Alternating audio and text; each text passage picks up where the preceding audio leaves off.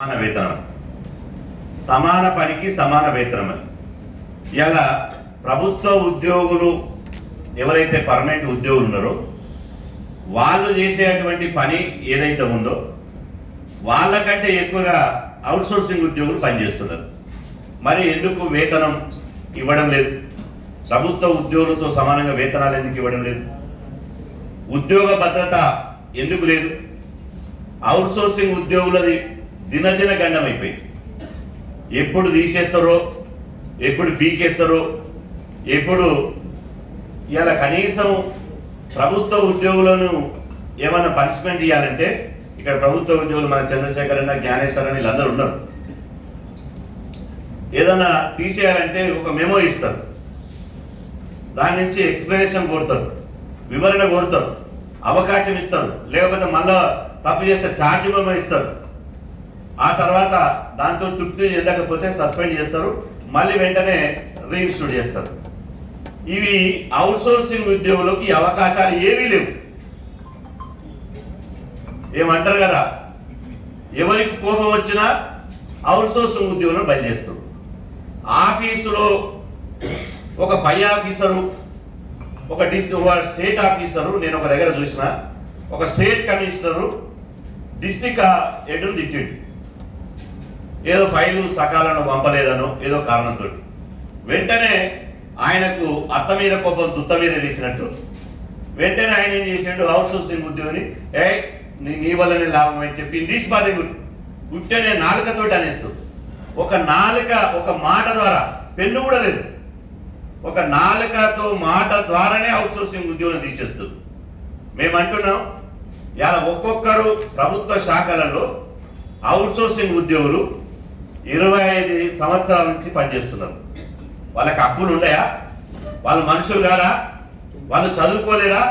Outsourcing ఉద్యోగులు అంటే ఏమో బర్లగాసి లేదా చదువుకోకుండా నిరక్షరాస్యులకు ఉద్యోగాలు ఇస్తుందా?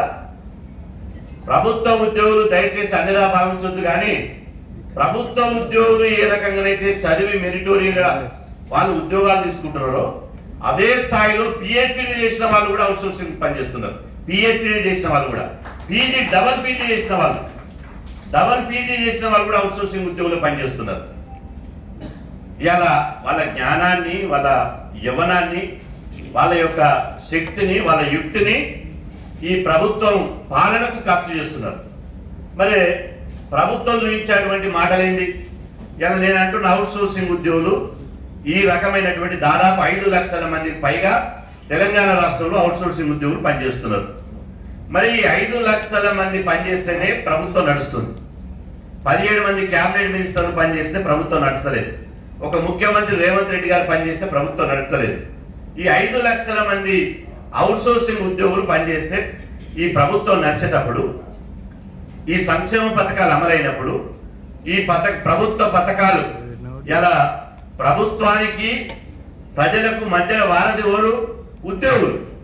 మరి ఈ ఉద్యోగులకు ప్రభుత్వం ఈ మధ్యన చర్చలు జరిపి, బట్టి విక్రమార్క గారు చర్చలు జరిపి, సరే మొత్తం వాళ్ళకు రావాల్సిన ఏమి ఇవ్వలే, చర్చలు జరిపినప్పుడు అవుట్సోర్సింగ్ ఉద్యోగులు ఇందిరా పార్క్ దగ్గర ధర్నా చేస్తే ముఖ్యమంత్రి ఎందుకు చర్చలు జరపడు? ఎందుకు పిలిచి మాట్లాడు? ఉప ముఖ్యమంత్రి బట్టి విక్రమార్క గారు ఎందుకు పిలిచి మాట్లాడరు? మేము ఢిల్లీలో ముఖ్యమంత్రి గారిని కలిసిన సందర్భంలో లక్ష్మణ్ అక్కడనే ఉన్నాడు. వెంటనే ముఖ్యమంత్రి దగ్గర తీసుకుపోయినాం, మాట్లాడినప్పుడు సీన్భాయ్ హైదరాబాద్లో మాట్లాడదాం, వచ్చినాక హైదరాబాద్ తీసుకురా వెళ్ళని అన్నాడు. మళ్ళీ ముఖ్యమంత్రి గారు బిజీ అయిపోయారు, మేము బిజీ అయిపోయాం. కాబట్టి ఖచ్చితంగా అవుట్సోర్సింగ్ ఉద్యోగుల సమస్యలు కూర్చోబెట్టి మాట్లాడాలి. ఇప్పుడు ఏమైందంటే, ప్రభుత్వ పరిస్థితి ఏమైందంటే, అవుట్సోర్సింగ్ ఉద్యోగుల కంటే ముఖ్యం వాళ్ళకి ఏజెన్సీలు అయిపోయాయి. మధ్యన ఎవరైతే ఈ దళాల వ్యవస్థ ఉందో, ఈ అవుట్సోర్సింగ్ ఏజెన్సీలు ఎవరైతే ఉన్నారో వాళ్ళు ఏసీలు కూడా కూర్చుంటారు.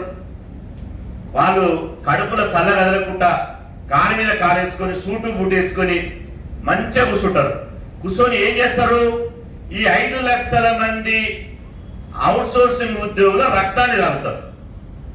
ఈ రక్తాన్ని తాగి తెగబలిసి ఇవాళ ఒక్కొక్క అవుట్సోర్సింగ్ ఏజెన్సీ వాడు ప్యారగన్ చెప్పర్సులతోటి హైదరాబాద్కి వచ్చినోడు, పట్టణాలకు వచ్చినోడు ఇవాళ ఆడి కారణాలు తిరుగుతున్నారు వాళ్ళు. నేను ఆయన పేరెందుకు చెప్తలేను కానీ ఒక ఆయన అవుట్సోర్సింగ్ నాకు తెలిసి ఆయన హెల్త్ డిపార్ట్మెంట్ మొత్తం ఆడి కారణాలు తిరుగుతుండే ఆయన. ఏందమ్మా ఈ మధ్యన రియల్ ఎస్టేట్ చేసినావా అని నేను అన్న ఏమన్నా రియల్ ఎస్టేట్ చేసినావా అంటే నీకు తెలియదు ఏముంది అన్న అవుట్సోర్సింగ్ ఏజెన్సీలు చేస్తున్నాను. ఆయనేమో ఆడి కారణాలు తిరుగుతుండు, మనకేమో తాగుదామంటే గంజి నీళ్ళు లేవు, మనకు ఉద్యోగ భద్రత లేదు, మనకేదో ఓ పెద్ద శాలరీ ఇచ్చి మనకు డిఏలు హెచ్ఆర్ఏలు ఇచ్చినట్టు మన తల్లిదండ్రులకు కూడా ఇలా ప్రభుత్వ ఉద్యోగం గవర్నమెంట్ ఎంప్లాయ్ అనగానే కనీసం గ్రామీణ ఉపాధి హామీలు పనిచేయడానికి కూడా ఎలిజిబిలిటీ లేదు. రేపు మన పిల్లలకు స్కాలర్షిప్లు రావు, ఫీజు రియంబర్స్మెంట్ రావు, సంక్షేమ పథకాలు వర్తించాయి. ఇంత తెలంగాణ రాష్ట్రంలో అరిగోసబడుతున్నారు. అందుకోసమే ఇవాళ ముక్త కంఠంతో అందరం డిమాండ్ చేస్తున్నాం, వెంటనే ఈ అవుట్ సోర్సింగ్ ఏజెన్సీ వ్యవస్థను రద్దు చేసి ప్రభుత్వం కార్పొరేషన్ ఏర్పాటు చేసి కార్పొరేషన్ ద్వారానే ఇవాళ అవుట్ సోర్సింగ్ ఉద్యోగులకు ప్రభుత్వ ఉద్యోగులతో సమానంగా వేతనాలు ఇవ్వాలని చెప్పి మనం డిమాండ్ చేస్తున్నాం. ఇవ్వం అంటారనుకో మన